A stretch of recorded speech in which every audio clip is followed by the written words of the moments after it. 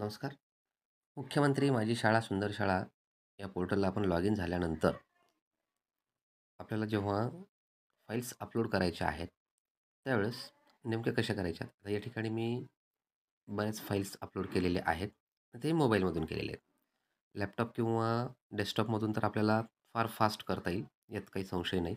परंतु या ठिकाणी जर आपल्याला मोबाईलमधून काम करायचं असेल, तर नेमकं कसं करायचं आहे?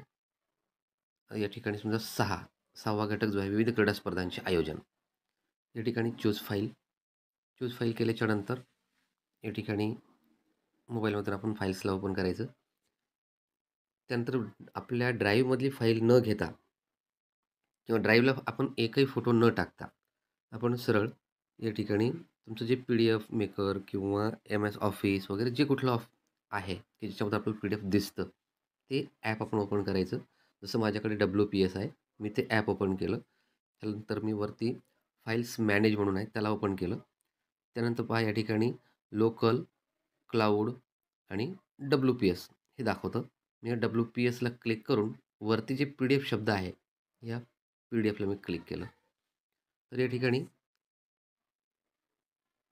थोडा आपल्याला सर्च करतोय तो. सर्चसाठी वेळ घेतोय. हे पहा या ठिकाणी PDF आहे, टेक्स्ट आहे, ऑदर आहे. हे ऑदर, टेक्स्ट या PDFला आपण क्लिक करायचं आणि थोडं रिफ्रेश करायचं. काही क्षणामध्ये आपल्याला आपली जी PDF फाईल आहेत त्या सगळ्या ओपन होतील. आता मुद्दा कितवा घेतला होता आपण? 6वा. फक्त आपल्याला या ठिकाणी सर्च करायचा की मुद्दा आपण या ठिकाणी कुठं आहे? तर तुम्हाला ते ताबडतोब सापडेल. बघा 6 मध्ये 1 हे 6 मध्ये 1 सापडलं. इथं आलं पहा चूज फाईलच्या समोर 6तील 1 तुम्ही जे नाव ठेवाल आपल्या ओळखीसाठी आपण हे करायचं म्हणजे प्रश्न क्रमांक किंवा मुद्दा क्रमांक आणि त्यातला मुद्दा, उपमुद्दा हेच मी त्याला नाव दिलेलं आहे. 6तलं 1 म्हणून मी तर 6-1 म्हणजे पटकन शोधायला सोपं होईल. आणि या ठिकाणी जे वर्णन लिहायचं आहे, सुरुवातीला अतिशय छोटं कमीत कमी वर्णन लिहा आणि फायनलच्या वेळेस आपण त्याला सविस्तर लिहू शकतो. म्हणजे आता आपण एकदा सेव्ह करून ठेवणं गरजेचं आहे. इथं काय होतं विविध क्रीडा स्पर्धांचे आयोजन. बस या ठिकाणी शालेय स्पर्धेत उत्स्फूर्त सहभाग.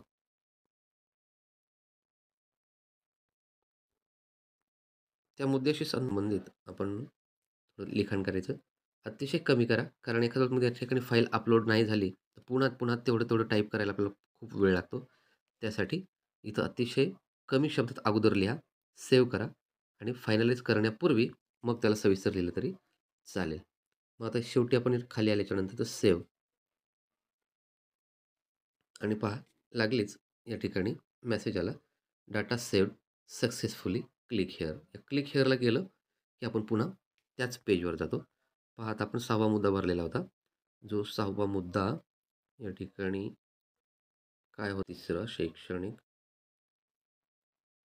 5वा, हे पहा 6वा विविध क्रीडा स्पर्धांचे आयोजन. या ठिकाणी आपण जेव्हा माहिती पूर्ण भरतो त्यावेळेस या ठिकाणी आपल्याला आपल्या शाळेचा UDIS येतो. आता हा माझ्या शाळेचा UDIS आणि ते PDFचा या ठिकाणी नंबर वगैरे ते जे आहे ते या ठिकाणी आलेलं आहे की PDF अपलोड झालेलं आहे. मला पुन्हा जर एडिट करायचं असेल, मी पुन्हा चूज फाईलला क्लिक केलं तर मला एडिट करता येतं.